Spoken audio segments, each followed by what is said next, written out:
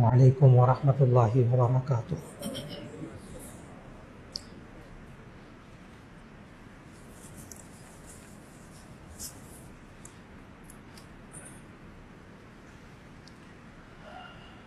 الحمد للہ نحمده ونستعینه ونستغفره ونؤمن به ونتوکل علیہ ونعوذ باللہ من شرور انفسنا ومن سیئات اعمالنا، من يهده الله فلا مضل له ومن يضلله فلا هادي له، ونشهد أن لا إله إلا الله وحده لا شريك له، ونشهد أن سيدنا ومولانا محمدا عبده ورسوله صلى الله عليه وسلم، أما بعد فأعوذ بالله من الشيطان الرجيم، بسم الله الرحمن الرحيم، الذين آمنوا وتطمئن قلوبهم بذكر الله، ألا بذكر الله تطمئن القلوب، وقال تبارك وتعالى ولكن تعمل فإنها لا تعمى الأبصار ولكن تعمى القلوب التي في الصدور، وقال النبي صلى الله عليه وسلم إن القلوب تصدأ كما يصدأ الحديد بالماء، قالوا يا رسول الله وما جلاؤها؟ قال بذكر الله وتطمئن بتلاوة القرآن وكثرة ذكر الموت، صدق الله وصدق رسوله النبي الكريم۔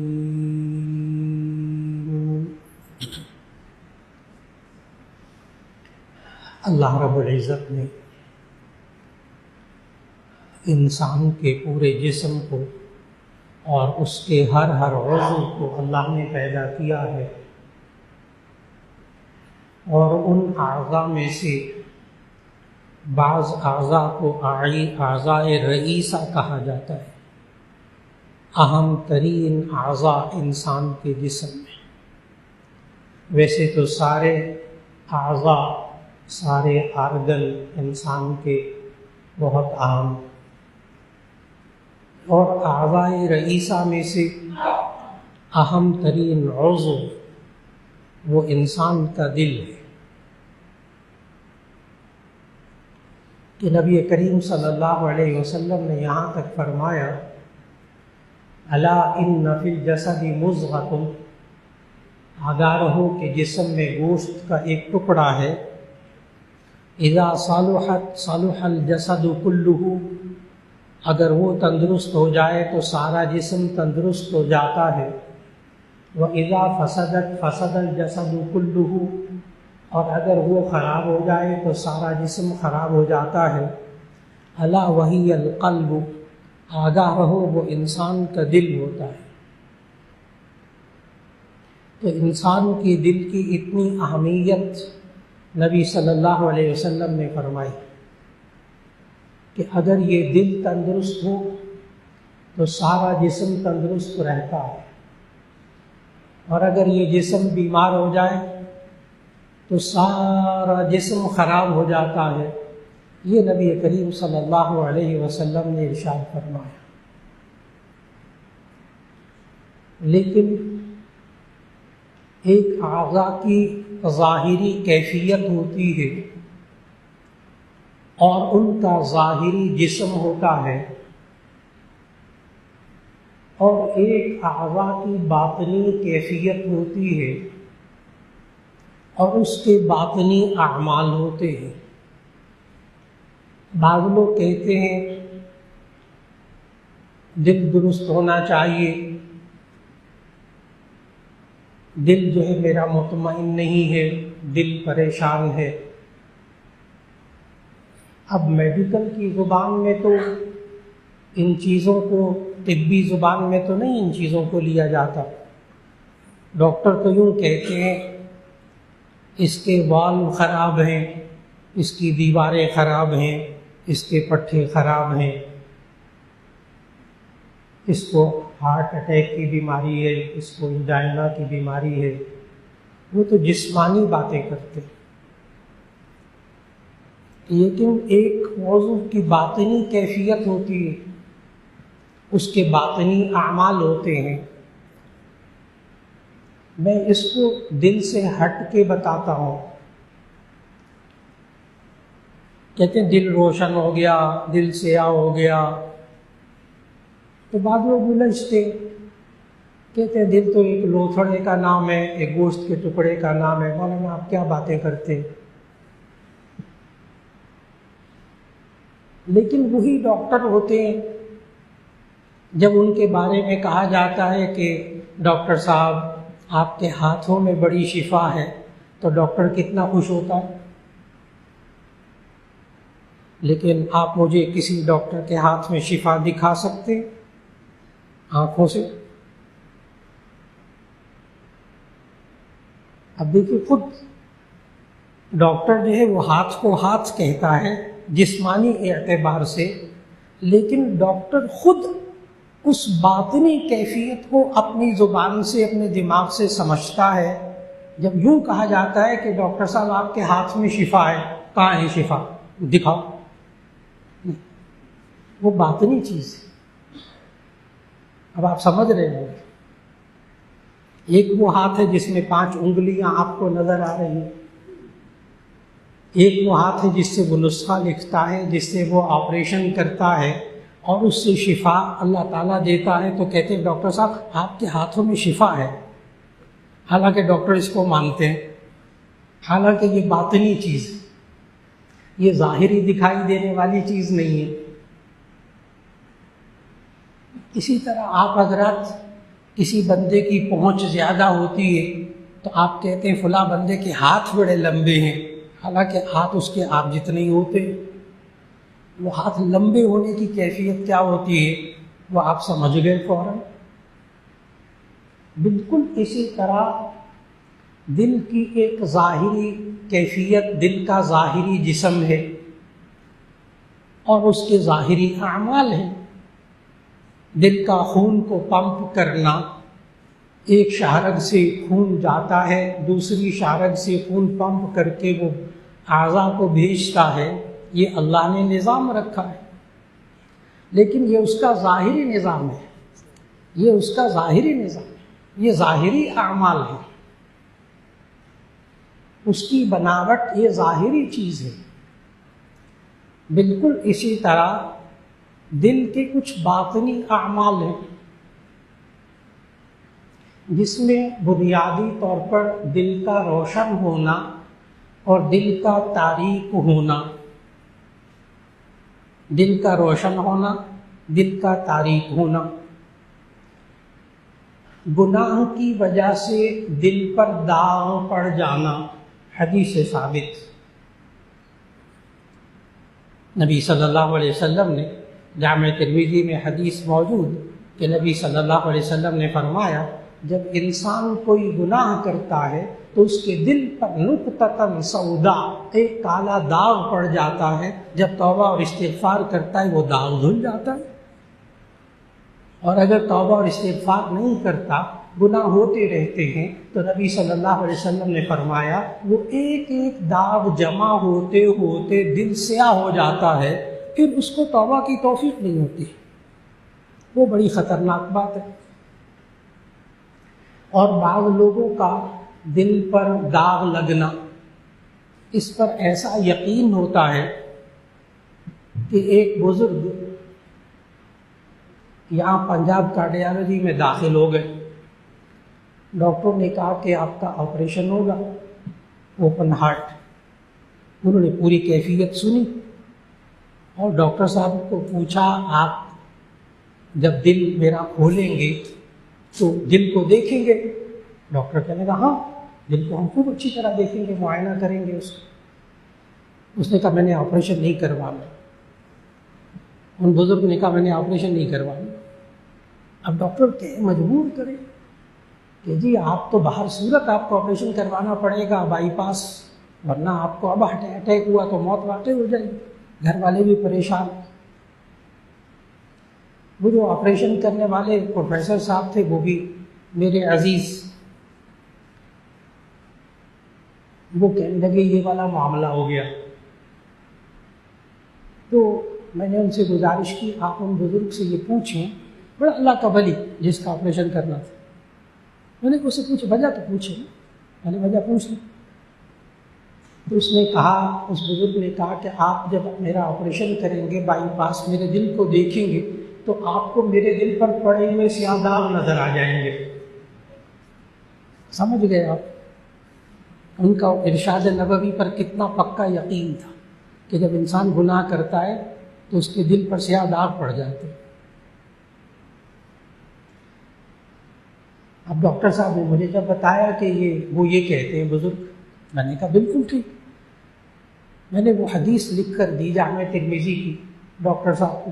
میں نے کہا کہ نبی کریم صلی اللہ علیہ وسلم نے ارشاد فرمایا جب انسان گناہ کرتا ہے تو اس کے دل پر سیاہ داغ پڑ جاتا ہے، اور جب وہ توبہ استغفار کرتا ہے تو اس کے دل پر سے وہ سیاہ داغ دھل جاتے ہیں. تو ان بزرگ سے کہیں کہ آپریشن سے پہلے خوب توبہ اور استغفار کریں، داغ دھل جائیں گے. اب بزرگ کہنے لگے ٹھیک ہے میں خوب توبہ استغفار کروں گا، اس کے بعد کل آپ آپریشن کر لیں، لیکن ایک پکا وعدہ کریں کہ مجھے آپریشن کے بعد مجھے آپ نے یہ بتانا ہے کہ میرے دل پر کوئی داغ تھا کہ نہیں تھا. وہ شکر کیا، راضی ہو گئے. آپریشن ہوا، اس کے بعد چند گھنٹے بعد ہوش آیا ان بزرگ کو. تو اٹھتے ساتھ پہلا سوال کیا آپ نے میرے دل کو دیکھا؟ انہوں نے کہا دیکھا. کہا کوئی داغ تھا؟ ڈاکٹر صاحب نے کہا بالکل داغ نہیں تھا، صاف ستھرا تھا. الحمدللہ کہا. تو بعض حضرات کا اتنا پختہ یقین ہو جاتا ہے اس حدیث پر، حالانکہ آپ سمجھ گئے کہ وہ داغ باطنی داغ تھا، باطنی داغ تھا. جسے میں نے ابھی کہا نا، ڈاکٹر کیا کہتے ہیں، ڈاکٹروں کو کہتے ہیں آپ کے ہاتھ میں بڑی شفا ہے، تو آپ کو شفا نظر آتی ہے، وہ اس کی باطنی کیفیت ہے. بالکل اسی طرح دل پر داغ پڑتا ہے گناہ کرنے کی وجہ سے، ایک دل کی یہ کیفیت ہے.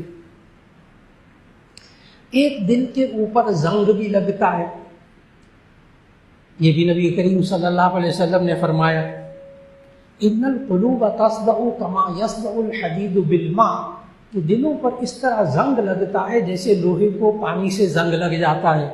قال وما جلاؤها یا رسول اللہ، اے اللہ کے رسول صلی اللہ علیہ وسلم اس دل کے زنگ کو کیسے صاف کریں؟ فرمایا بتلاوت القرآن و کثرت ذکر الموت، قرآن حکیم کی تلاوت کر کے، موت کو زیادہ یاد کر کے. اب دل پر زنگ لگا ہوا ہو تو دل چیر کر دیکھا جائے تو اس پر زنگ نظر نہیں آئے گا، وہ اس کی باطنی کیفیت ہے. تو معلوم ہوا دل زنگ لگ کر میلا بھی ہو جاتا ہے، دل پر داغ بھی پڑتے ہیں، دل ادھا بھی ہو جاتا ہے،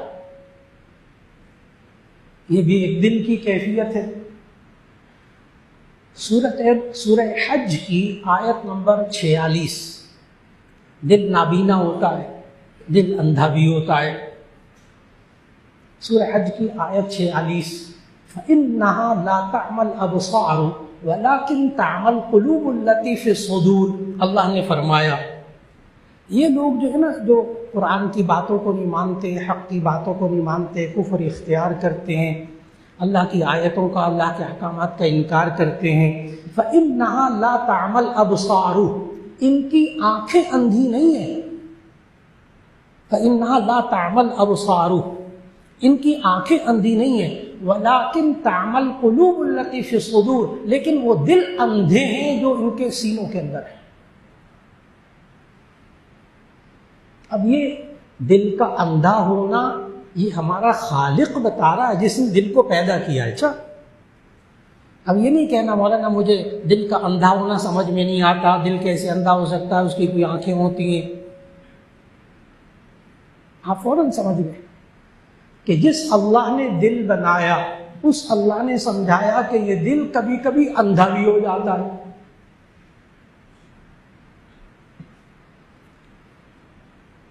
اور انسان اپنی زندگی میں دل کے اندھا ہونے کو محسوس کرے، دل کے میلا ہونے کو تصور کرے، دل کے زنگ ہونے کو، زنگ آلود دل کو اگر آپ نے محسوس کرنا ہو تو آپ خود محسوس کر سکتے دل کے زنگ کو، ہاں بہت آسانی سے۔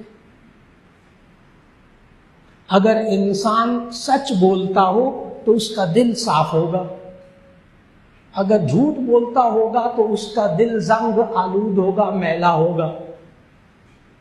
جس کا دل صاف ہوگا وہ کبھی آپ کی غیبت نہیں کرے گا، جس کا دل میلا ہوگا وہ آپ کی غیبت کرے گا۔ جس کا دل میلا ہوگا وہ حسد کرے گا، جس کا دل میلا نہیں ہوگا وہ حسد نہیں کرے گا۔ اور یہ جو آپ کا دل ہے نا، عجیب بات بتاؤں، یہ آپ کا دل مفتی ہے، یہ آپ کا دل مفتی ہے، یہ فتویٰ دیتا ہے۔ یہ بات نبی صلی اللہ علیہ وسلم نے سمجھائی۔ نبی کریم صلی اللہ علیہ وسلم سے ایک صحابی نے پوچھا، مل بر، نیکی کیا ہوتی؟ نیکی کیا ہوتی؟ پھر ان صحابی نے سوال کیا تھا، مل اسم، یہ گناہ کیا ہوتا ہے؟ یہ دو سوال کیے ان صحابی نے۔ پہلا سوال، مل بر، نیکی کیا ہوتی ہے؟ نبی صلی اللہ علیہ وسلم نے فرمایا، استفتی قلبک، استفتی قلبک، اپنے دل سے فتویٰ مانگ، استفتی قلبک، اپنے دل سے فتویٰ مانگ۔ دل کیا کہتا ہے؟ البر مطمئن علیک نفسک، نیکی وہ ہے جس پر تیرا جی مطمئن ہو جائے۔ کیا خوبصورت الفاظ، استفتی قلبک، اپنے دل سے پوچھ، اپنے دل سے فتویٰ مانگ۔ البر مطمئن علیک نفسک، نیکی وہ ہے جس پر تیرا دل مطمئن ہو جائے۔ گناہ کیا ہے؟ گناہ کیا ہے؟ والاسم، صحابی نے پوچھا نا گناہ کیا ہے، فرمایا والاسم ما حاک فی صدرک وکرہت ان یطلع علیہ الناس۔ گناہ کیا ہوتا ہے؟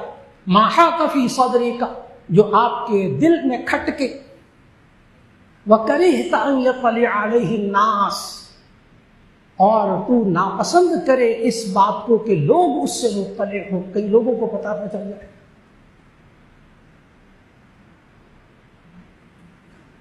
ایک دفعہ اس موضوع پر یونیورسٹی میں طلباء کو لیکچر دے رہا تھا، ظاہر MSc کے طلباء تھے، MBBS کے طلباء تھے، ذہین طلباء۔ ایک طالب علم بولا، ظاہر ہے بڑے کریم ہوتی ہے معاشرے کی، ذہین ترین طلباء ہوتے ہیں جو ڈاکٹر بن رہے ہوتے ہیں۔ تو ایک طالب علم بولا، کہنے کہ سر اگر میں کسی لڑکی سے تعلق رکھوں تو میرا دل مطمئن ہے، میرا دل مطمئن ہے، تو کیا یہ جائز ہے؟ یعنی میں ایک گناہ کا کام کر رہا ہوں، ایک لڑکی کے ساتھ اٹھتا بیٹھتا ہوں، ہوٹل جاتا ہوں، سیریں کرتا ہوں، تو میرا دل تو مطمئن ہے، تو کیا یہ ٹھیک ہے؟ اور سے جواب سنیے گا میرا۔ میں نے عرض کیا، حدیث کی روشنی میں نے عرض کیا ان سے، میں نے کہا آپ نے اس لڑکی سے جو تعلق ہے یہ اپنے ماما اور بابا کو، اپنے ماں باپ کو بتایا؟ یہ جو کچھ آپ کرتے ہیں یونیورسٹی میں آ کر اور یونیورسٹی سے باہر، یہ اپنے ماں باپ کو بتایا؟ کہنے کہ نہیں۔ میں نے کہا کیوں چپ ہو گیا؟ اب پھر حدیث پڑھنے لگا ہوں، والاسم ما حاک فی صدرک وکرہت ان یطلع علیہ الناس، گناہ وہ ہے جو تیرے دل میں کھٹ کے اور تو یہ نہ چاہے کہ لوگوں کو پتہ چلے۔ میں نے کہا ماں باپ کو نہیں بتایا نا، یہ نشانی ہے اس بات کی کہ تمہیں خود پتہ ہے کہ یہ گناہ ہے۔ آپ کا دل آپ کا مفتی ہے۔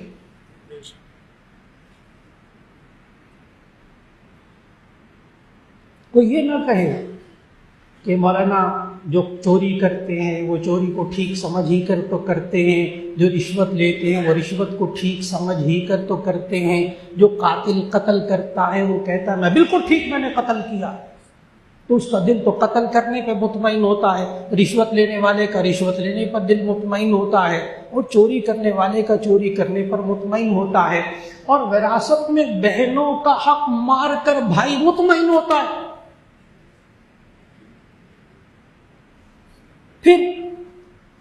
پھر آپ کیا کہیں؟ اس کا جواب غور سے سنیے۔ نبی صلی اللہ علیہ وسلم نے جو فرمایا نا کہ البر ما اطمأن علیک نفسک، نیکی وہ ہوتی ہے جس پر تیرا دل مطمئن ہوتا ہے۔ اس سے مراد تندرست دل مراد ہے، میلا دل مراد نہیں ہے، اس سے اندھا دل مراد نہیں ہے، اس سے داغ لگا ہوا دل مراد نہیں ہے۔ اندھا دل کہے مجھے نظر نہیں آتا، ابھی میں نے سمجھایا اندھا دل کیا ہوتا ہے۔ فَإِنَّهَا لَا تَعْمَى الْأَبْصَارُ، سورہ حج کی آیت 46 سے میں نے سمجھایا۔ اللہ کہہ رہا ہے جس اللہ نے دل کو بنایا وہ کہتا ہے کبھی کبھی دل اندھے بھی ہو جاتے ہیں۔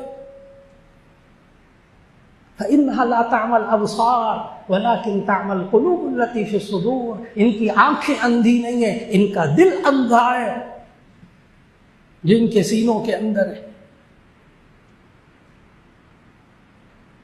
اس کی میں آسان سی مثال دینے لگا ہوں۔ جب دل میلا ہوتا ہے، جب دل تندرست نہیں ہوتا، جب دل اندھا ہوتا ہے، تو ایسی صورت میں اس کی مثال کیا ہو دوں؟ جیسے کسی شخص کو بخار ہو جائے، تیز بخار، خاص طور پر ملیریا وغیرہ کا بخار ہو جائے، تو 3-4 دن کے بعد اس کو آپ اچھی سی مزیدار کھیر بنا کر چکھائیں اس کو۔ ملیریا والے کو 3-4 دن کے بعد اس کو اچھی سی کھیر چکھائیں، لو بیٹا کھا لو۔ وہ کہے گا کیا بد ذائقہ چیز چکھا لی۔ آپ کہیں گے اتنی شاندار لذیذ کھیر ہے، وہ کہے گا بد مزہ ہے۔ کیوں؟ اس کی زبان تندرست نہیں ہے، اس کی قوت ذائقہ وہ بدل گئی ہے، قوت ذائقہ تندرست نہیں ہے، اس کا ٹیسٹ چینج ہو گیا ہے۔ پہلے اس کے ٹیسٹ کو درست کریں، اس کی قوت ذائقہ کو درست کریں، پھر اس کو کھیر چکھائیں تو زبان پہ صحیح مٹھاس نظر آئے گی اس کو۔ جب دل اندھا ہو جاتا ہے، دل میلا ہو جاتا ہے، جب دل داغ والا ہو جاتا ہے، پھر اس کو بھائی بہنوں کا حق مارنے میں مزہ آتا ہے، پھر اس کو معاشرے میں دوسروں کا خون کر کے مزہ آتا ہے، دوسروں کو تکلیف پہنچا کر مزہ آتا ہے، دوسرے کی ٹانگیں کھینچ کر مزہ آتا ہے، دوسرے کو ذلیل کر کے مزہ آتا ہے۔ یہ مت کہیں کہ اس کا دل سے پوچھ لیا تھا، دل کہتا ٹھیک ہے جی، اس سے تندرست دل مراد ہے، بیمار دل مراد نہیں ہے۔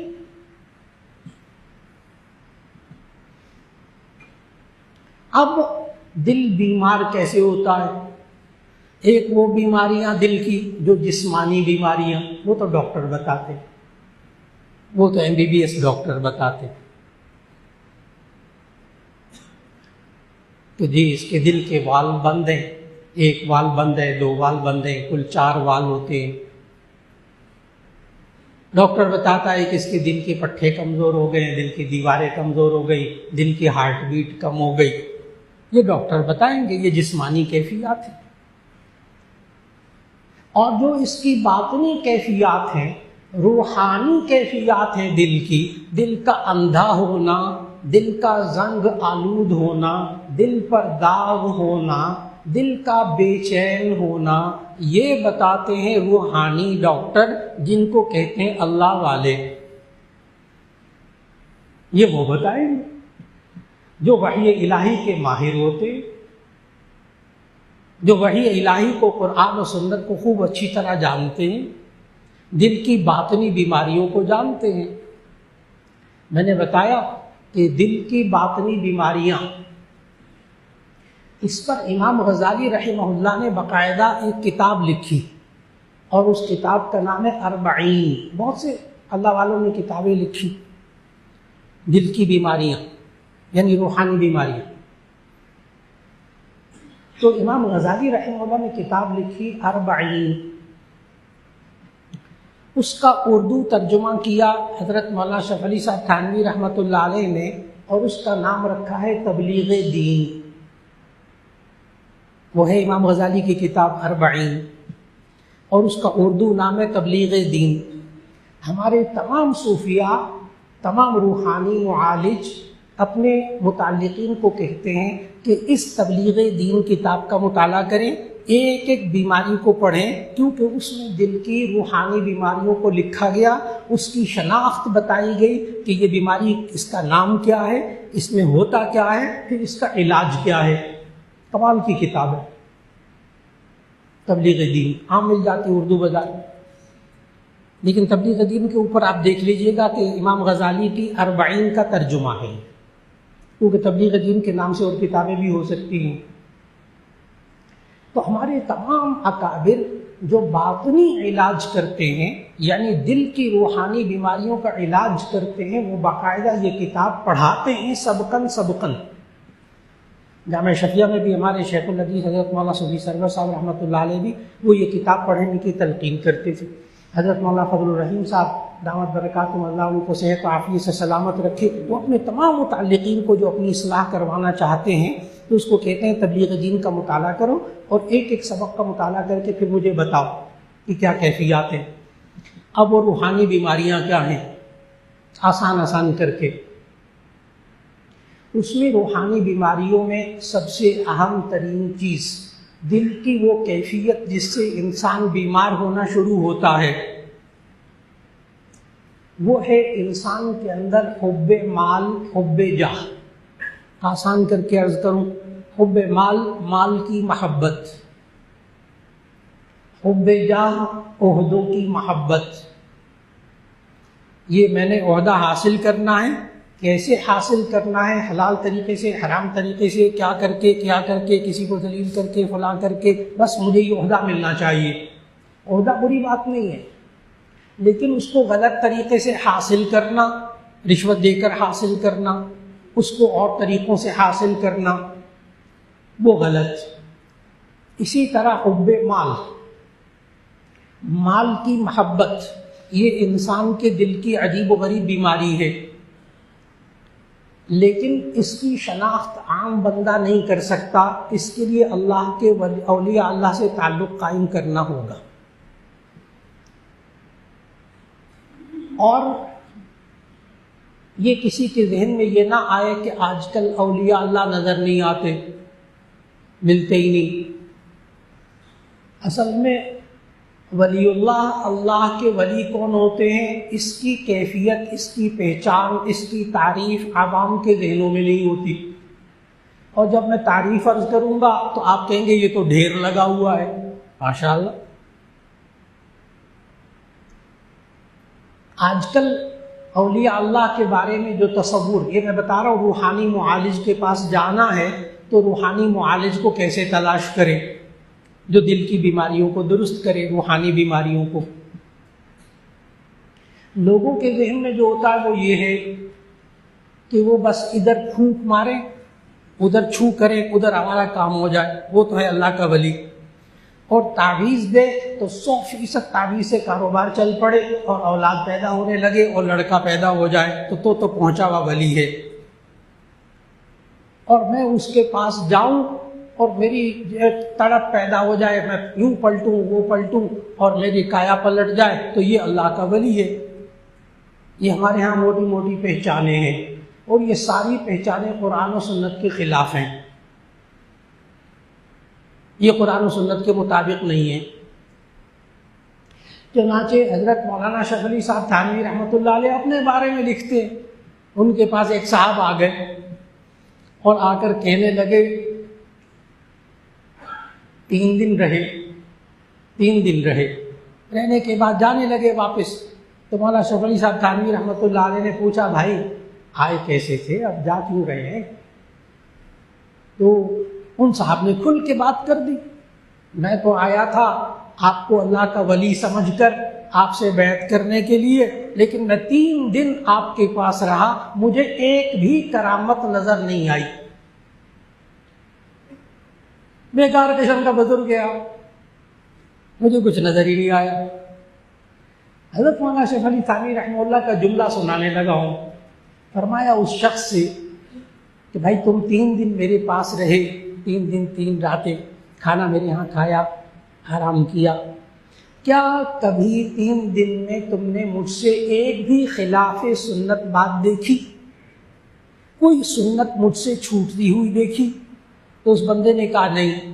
تو حضرت مولانا اشرف علی تھانوی رحمہ اللہ نے فرمایا کہ اس دور کی سب سے بڑی کرامت یہی ہے، اس دور کی سب سے بڑی کرامت یہی ہے کہ اس اصلاح کرنے والے بزرگ سے خلاف سنت کوئی کام نظر نہ آئے اس کی زندگی کے اندر.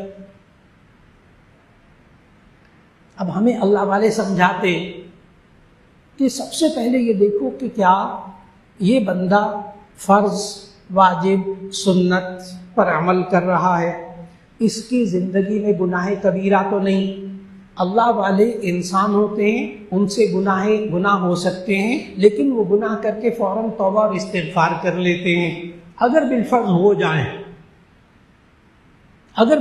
جائیں اور معصوم گناہوں سے صرف انبیاء علیہ السلام، اور کوئی شخص گناہوں سے معصوم نہیں ہے، صرف انبیاء علیہ السلام گناہوں سے معصوم ہیں. اس لیے اپنے لیے روحانی دل کے امراض کے لیے، روحانی امراض کے لیے ڈاکٹر تلاش کرنے کے لیے سب سے آسان بات، یہ بات بھی حضرت مولانا اشرف علی تھانوی رحمہ اللہ نے لکھی کہ ہم اپنے لیے اپنے روحانی معالجین کو کیسے تلاش کریں. فرمایا سب سے پہلے ان کی زندگی میں دیکھو کیا ان کی زندگی قرآن و سنت کے مطابق ہے یا نہیں. نمبر 2، کیا ان کی اپنی اصلاح ہوئی بھی ہے کسی بزرگ سے، اور کیا ان کو انہوں نے اصلاح کرنے کا طریقہ سکھایا ہے. بس آسان باتیں ہیں، اس بندے کی بات کو مان کر چلو، انشاءاللہ روحانی بیماریوں سے اللہ نجات دے دے گا. یہ آپ کے ہر مسجد کے امام صاحب بھی ہو سکتے ہیں، یہ آپ کے اسکول ماسٹر بھی ہو سکتے ہیں، چاہے وہ عالم نہ ہو. یہ آپ کے ہومیوپیتھک ڈاکٹر بھی ہو سکتے ہیں، یہ آپ کا عام MBBS ڈاکٹر بھی ہو سکتا ہے جو عالم نہ ہو. مثالیں دینے لگا ہوں. حضرت مولانا فضل الرحیم صاحب دامت برکاتہم خود عالم ماشاءاللہ، اور ان کے شیخ حضرت ڈاکٹر حفیظ اللہ جن کے حضرت خلیفہ ہیں، وہ MBBS ڈاکٹر، عالم نہیں. حضرت تھانوی کے حضرت مفتی حسن صاحب رحمۃ اللہ علیہ کے خلیفہ. ہمارے حضرت صوفی سرور صاحب رحمۃ اللہ علیہ شیخ الحدیث جامعہ شفیہ، ان کا اصلاحی تعلق رہا حاجی شریف صاحب رحمۃ اللہ علیہ حضرت تھانوی کے خلیفہ تھے ملتان میں. وہ اسکول ماسٹر، عالم نہیں. میں نے جو لفظ بولے نا اسکول ماسٹر ہو، ڈاکٹر ہو، فلاں، بڑا سوچ سمجھ کر بولا. وہ اسکول ماسٹر حضرت تھانوی کے خلیفہ اور شیخ الحدیث ان کے ہاں جا رہے اصلاح کے لیے. اور حضرت مولانا تقی عثمانی صاحب، حضرت مولانا مفتی رفیع عثمانی صاحب، اتنے بڑے بڑے بزرگ، ان کا تعلق تھا ڈاکٹر عبدالحی عارفی رحمۃ اللہ علیہ سے، جو عالم فارغ التحصیل عالم نہیں تھے لیکن ہومیوپیتھک ڈاکٹر تھے، حضرت تھانوی کے خلیفہ تھے. جو بات عرض کر رہا ہوں اس پر پوری توجہ دو. حضرت تھانوی نے تو یہاں تک لکھا کہ عالم ہونا بھی ضروری نہیں، اس شخص کی اپنی اصلاح ہوئی ہو اور اس کو اصلاح کرنے کا کسی بزرگ سے سلیقہ ملا ہو اور خود اس کی زندگی قرآن و سنت کے مطابق ہو، وہ روحانی معالج ہے. اور اگر یاد رکھ لیجئے گا، اگر وہ خود نماز نہیں پڑھتا، خود روزے نہیں رکھتا، خود اس کی زندگی شریعت کے مطابق نہیں ہے، کوئی سمجھے کہ یہ بہت بڑے بزرگ ہیں، بالکل غلط ہوگا. وہ اصلاح کرنے والا بھی نہیں، اس کی اپنی اصلاح بھی نہیں ہوئی، یہ سوچ کر کہ اس کو نمازیں معاف ہو گئی ہیں، یہ اتنے پہنچے ہوئے بزرگ ہیں، ان کو نمازیں معاف ہو گئی. یہ وہ شیطان ہے جو انسان کو گمراہ کرتا ہے. حضرت شیخ عبد القادر جیلانی رحمۃ اللہ علیہ نے اگر یہ خود واقعہ اپنی سوانح میں نہ لکھا ہوتا تو میں بیان نہ کرتا. حضرت شیخ عبد القادر جیلانی رحمۃ اللہ علیہ کہتے ہیں میرے سامنے ایک دفعہ بڑا بزرگ آیا، ایک سفید ریش، بڑے سفید کپڑے، بڑی نورانی شخصیت، اور آ کر کہا اے عبد القادر جیلانی آج سے تجھے نمازیں معاف. شیخ عبد القادر جیلانی کہتے ہیں میں نے فوراً پڑھا لا حول ولا قوت الا باللہ العلی العظیم اعوذ باللہ من الشیطان الرجیم. وہ فوراً چیخیں مارتا ہوا پیچھے بھاگا اور کہنے لگا عبد القادر جیلانی تجھے کیسے پتا چلا مجھے نمازیں معاف ہو گئی؟ میں شیطان ہوں. میں جو کہہ رہا تھا نمازیں تجھے معاف ہو گئی تجھے کیسے پتا چلا میں شیطان ہوں؟ کیونکہ شیطان کو دور بھگانے کا یہی تو طریقہ بتایا نبی صلی اللہ علیہ وسلم نے. لا حول ولا قوت الا باللہ اور اعوذ باللہ من الشیطان الرجیم. شیطان چیخیں مارتا ہوا پیچھے بھاگا.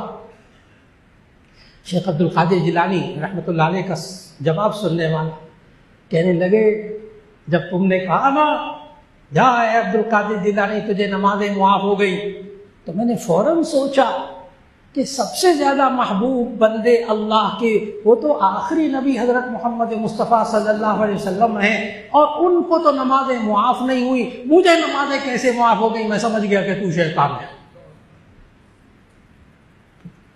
عبد القادر جیلانی رحمۃ اللہ علیہ نے جب یوں کہا تو شیطان نے پتہ کیا کہا؟ کہنے لگے عبد القادر جیلانی یہ میرا ایسا دعو تھا کہ اس کے ذریعے میں بڑے بڑے صوفیاء کو بڑے بڑے نیک لوگوں کو گمراہ کر چکا ہوں, ان سے نمازیں چھڑوا چکا ہوں. اے عبد القادر جیلانی آج تیرے علم نے تجھے بچا لیا, آج تیرے علم نے تجھے بچا لیا. شیخ عبد القادر یہ شیطان کا ایک اور جال تھا. عبد القادر جیلانی نے آگے سے کہا میرے علم نے مجھے نہیں بچایا, میرے اللہ نے مجھے بچایا. کیونکہ یہ علمی تکبر یہ خود دل کی بیماری ہے. بڑے بڑے علماء بہت گئے, بڑے بڑے مدرسین بڑے بڑے مصنفین گمراہ ہو گئے اسی تکبر میں آ کے کہ مجھ جیسا کوئی دوسرا نہیں, باقی سارے ذلیل. بڑے بڑے گمراہ ہو گئے.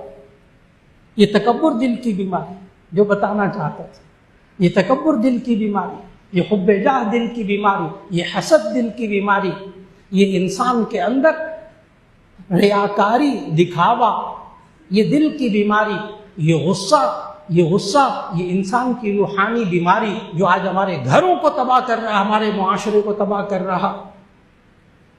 یہ حرص اور لالچ زندگی کے اندر یہ انسان کے اندر ایک ایسی چیز ہے جو کہ انسان کو تباہ کرنے والی ہے آج معاشرے کے اندر. یہ ہے وہ روحانی بیماریاں جن کا علاج کرنا ضروری ہے. اور پھر یہ ذہن میں رکھنا چاہیے کہ انسان کا دل بیمار کب ہوتا ہے روحانی طور پر؟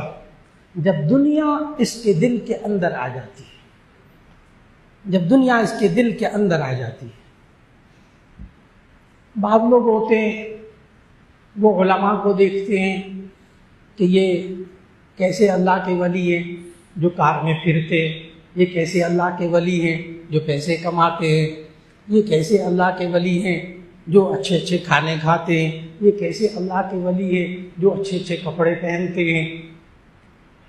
اور بعض لوگ تو کہہ دیتے ہیں اللہ کے نیک اولیاء اللہ کے بارے میں جملے سنتا ہوں میں, چھوڑے مولانا وہ تو دنیا دار مولوی ہے. بہت دفعہ سنا, بہت دفعہ انسانوں کے منہ سے جملے نکلتے, چھوڑے مولانا وہ تو دنیا دار مولوی ہے. بہت اچھی طرح سمجھنا ہوگا یہ دنیا دار اور دین دار کی تقسیم یہ اسلام نے نہیں سکھائی, یہ قرآن نے نہیں سکھائی. یہ دین دار دنیا دار کی تقسیم یہ کرسچینٹی میں ہے, یہ عیسائیت میں سکھائی گئی ہے, یہ عیسائیوں کے ہاں ہوتی ہے. یہ دین دار یہ دنیا دار, وہاں دنیا دار دین دار کی تقسیم الگ الگ ہے. یہ دنیا دار کا لفظی مطلب ہوتا ہے دنیا دیکھنے والا, دنیا رکھنے والا. دنیا دار کا معنی دنیا رکھنے والا, دین دار کا معنی دین رکھنے والا. یہ عیسائیوں کی تقسیم ہے, یہ دنیا دار یہ دین دار. چنانچہ عیسائیوں نے اپنے دینداروں کو معاشرے سے الگ کر دیا, کاٹ کر رکھ دیا. ان کے لیے ویٹیکن سٹی بنا دی. اس ویٹیکن سٹی کے اندر پورا ایئرپورٹ موجود, ساری دنیا کی آسائشیں موجود. تم مولوی سارے کے سارے وہاں چلے جاؤ ویٹیکن سٹی میں. مولوی سمجھ گئے, عیسائیوں کے پادری نیک لوگ, ان سب کو کہا تم ویٹیکن سٹی کے اندر جاؤ, تمہارا کام دنیا میں نہیں, تجارت کرنا دنیا میں تمہارا کام نہیں. ہم تمہیں اتوار کی اتوار آ کر چندہ دیں گے، تم ویٹیکن سٹی کے اندر رہو، تم دیندار، اتوار کو آ کر ہم عبادت کریں گے، تم سے گناہوں کی معافی مانگیں گے، چندہ دیں گے، تم ہمارے سارے گناہ معاف کروا دینا۔ یہ عیسائیت میں ہے۔ کیا ایک دیندار اسلام کے اندر کیا دنیا دار ہو سکتا ہے؟ کیا ایک مکمل دنیا دار ایک مکمل دیندار ہو سکتا ہے؟ تو اس کا جواب ہے کہ جی ہاں، اسلام میں ہو سکتا ہے۔ کہیں قرآن مجید میں آپ کو دنیا اور آخرت، دیندار دنیا دار کی تقسیم نظر نہیں آئے گی، مومن اور کافر کی تقسیم نظر آئے گی۔ فَمِنْكُمْ مُؤْمِنٌ وَمِنْكُمْ کافر، یا مومن ہے یا کافر ہے۔ کیا دنیا نہیں مانگنی چاہیے؟ کیا دنیا میں محنت نہیں کرنی چاہیے؟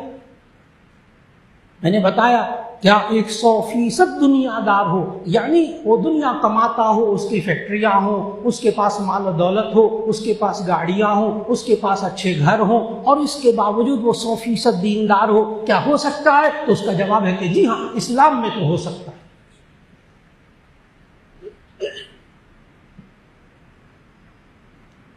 یہ دنیا دار دیندار، کیا دنیا نہیں مانگنی چاہیے؟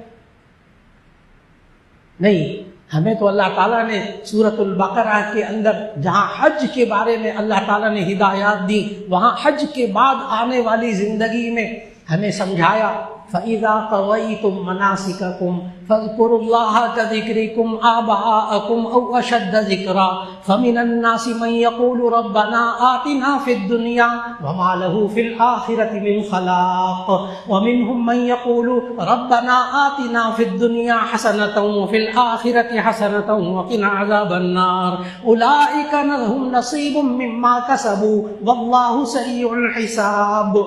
اللہ نے پورا فلسفہ بتا دیا دنیا اور آخرت کا اس کے اندر۔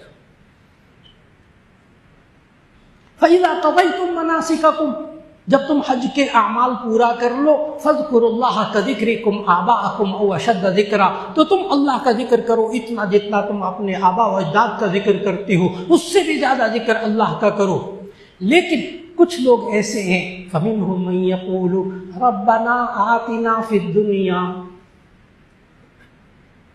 فَمِنْهُم مَّن يَقُولُ رَبَّنَا آتِنَا فِي الدُّنْيَا، ان میں سے کچھ لوگ وہ ہیں جو کہتے ہیں اللہ میں دنیا میں دے دے، بس جو دینا ہے نا دنیا میں دے دے بس۔ اللہ پتہ کیا کہتا ہے؟ مَا لَهُ فِي الْآخِرَةِ مِنْ خَلَاقٍ، ان کے لیے آخرت میں کوئی حصہ نہیں ہے، کوئی حصہ نہیں ہے۔ پھر کیا فرمایا آگے؟ ہمیں دعا کیا کرنی چاہیے؟ یہ دعا نہیں کرنا چاہیے ربنا آتنا فی الدنیا، اے اللہ ہمیں دنیا میں دے دے، یہ دعا نہیں مانگنی چاہیے، یہ اللہ کو پسند نہیں ہے۔ اللہ کو کیا پسند ہے؟ اگلی دعا فوراً اللہ نے سکھائی وَمِنْهُم مَّن يَقُولُ رَبَّنَا آتِنَا فِي الدُّنْيَا حَسَنَةً وَفِي الْآخِرَةِ حَسَنَةً وَقِنَا عَذَابَ النَّارِ، اے اللہ ہمیں دنیا میں بھی بھلائی عطا فرما، آخرت میں بھی بھلائی عطا فرما۔ اور ہمارے شیخ حضرت مولانا فضل الرحیم صاحب دامت برکاتہم، اللہ ان کو صحت و عافیت سے رکھے، وہ اس کا بڑا مزیدار ترجمہ کرتے، بڑا مزیدار ترجمہ فرماتے ہیں حضرت۔ ربنا آتنا، غور سے ترجمہ سنیں، ربنا آتنا فی الدنیا حسنہ وفی الآخرۃ حسنہ وقنا عذاب النار، اے اللہ ہماری دنیا بھی اچھی فرما دے، ہماری آخرت بھی اچھی فرما دے، ہمیں جہنم کے عذاب سے بچا لے۔ کیا شاندار ترجمہ ہے! اے اللہ ہماری دنیا بھی اچھی فرما دے، ہماری آخرت بھی اچھی فرما دے، وقنا عذاب النار، اور ہمیں جہنم کے عذاب سے بچا لے۔ تو دنیا مانگنا، صرف دنیا مانگنا، اس کو اللہ نے ناپسند کیا۔ دنیا بھی بھلائی کے ساتھ مانگے، آخرت کی بھلائی مانگے، یہ اللہ نے سکھایا۔ دنیا کمانا، دنیا کی چیزوں کو جمع کرنا، دنیا کی آسائشوں کو اختیار کرنا، دنیا کی نعمتوں کو زیادہ سے زیادہ اختیار کرنا، اس سے اللہ نے قرآن میں، نبی صلی اللہ علیہ وسلم نے احادیث میں منع نہیں کیا۔ لیکن کس بات سے؟ کیا دنیا کی چیزوں کو کمانا جائز طریقے سے اور حلال کمانا؟ تو اس کو بڑے غور سے سمجھنا ہوگا، بڑے غور سے سمجھنا ہوگا کہ دنیا کی محبت، یاد رکھ لیجئے گا، جب انسان، ایک آسان سی بات ہے کہ حب دنیا، کیا دنیا زیادہ سے زیادہ کمانا یہ دنیا میں محبت کی نشانی ہے، تو غور سے سنیے گا کہ حب دنیا کس کو کہتے ہیں؟ جو دل کی بیماری ہے، بڑی بیماری، بنیادی بیماری۔ ماشاء اللہ، اہلاً وسہلاً مرحبا، اہلاً وسہلاً مرحبا، مرحبا، ماشاء اللہ، ماشاء اللہ، اہلاً وسہلاً مرحبا، حیاکم اللہ بالصحۃ والعافیہ، بالصحۃ والعافیہ، بالصحۃ والعافیہ۔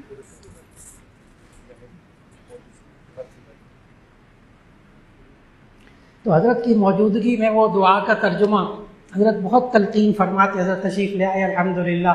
جی چاہ رہا ہے حضرت کے سامنے حضرت کے الفاظ کو دہراؤں کہ ایک تو حضرت ربنا آتنا فی الدنیا حسنہ وفی الآخرۃ حسنۃ وقنا عذاب النار کا ترجمہ جو حضرت فرماتے، کمال کا ترجمہ، آپ کے دل سے آمین نکلے گی وہ ترجمہ سن کے کہ ربنا آتنا فی الدنیا حسنہ وفی الآخرۃ حسنہ، اے اللہ ہماری دنیا بھی اچھی فرما دے، ہماری آخرت بھی اچھی فرما دے، وقنا عذاب النار، جہنم کے عذاب سے بچا لے۔ اللہ نے یہ والی دعا سکھائی۔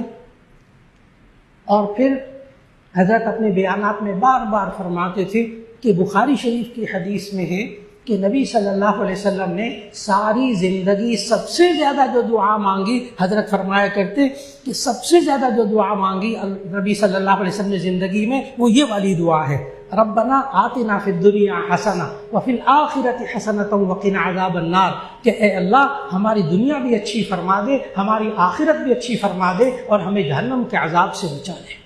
اللہ رب العزت ہم سب کو دنیا حلال طریقے سے کمانے کی توفیق عطا فرمائے، اور حرام سے بچنے کی توفیق عطا فرمائے، اور دل کو اللہ تعالی ہمیں روشن کرنے کی توفیق عطا فرمائے، دل کو منور کرنے کی توفیق عطا فرمائے، اور ہمیں اپنے دل کی بیماریوں کا علاج روحانی معالجین سے کروانے کی توفیق عطا فرمائے، اور اللہ ہمیں تندرست دل عطا فرما دے، اور اللہ جسمانی اور روحانی بیماریوں سے ہم سب کی حفاظت فرما لے۔ دعا فرما لیجیے گا، الحمدللہ رب العالمین، اللہم صلی علی سیدنا و مولانا محمد وعلی آل سیدنا و مولانا محمد وبارک وسلم۔ ربنا آتنا فی الدنیا حسنۃ وفی الآخرۃ حسنۃ وقنا عذاب النار۔ یا اللہ ہمارے گناہوں کو معاف فرما، ہماری لغزشوں کوتاہیوں کو معاف فرما۔ یا اللہ ہم سب کو اپنے گناہوں کی خوب توبہ اور استغفار کی توفیق عطا فرما۔ یا اللہ جو بیمار ہیں سب کو شفا عطا فرما۔